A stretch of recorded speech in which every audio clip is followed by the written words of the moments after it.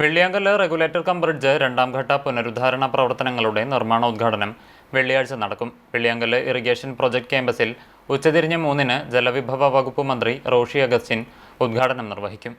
തദ്ദേശ സ്വയംഭരണ വകുപ്പ് മന്ത്രി എം.ബി. രാജേഷ് ഉദ്ഘാടന ചടങ്ങിൽ അധ്യക്ഷനാകും.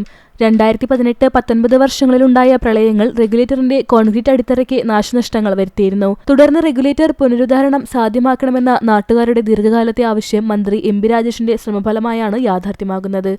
സംസ്ഥാന സർക്കാരിന്റെ പദ്ധതി വിഹിതത്തിൽ നിന്നും 33.40 കോടി രൂപ വിനിയോഗിച്ചാണ് വെള്ളിയാങ്കല്ല് റെഗുലേറ്റർ കം ബ്രിഡ്ജിന്റെ രണ്ടാം ഘട്ട പുനരുദ്ധാരണ പ്രവർത്തനങ്ങൾ നടത്തുന്നത്.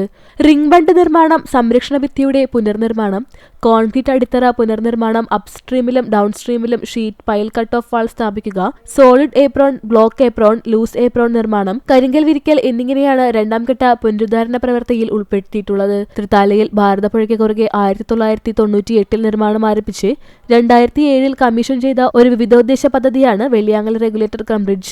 27 ഷട്ടറുകളുള്ള ഈ റെഗുലേറ്ററിൽ പരമാവധി 4.50 മീറ്റർ ഉയരത്തിൽ വരെ ജലം സംഭരിക്കാം.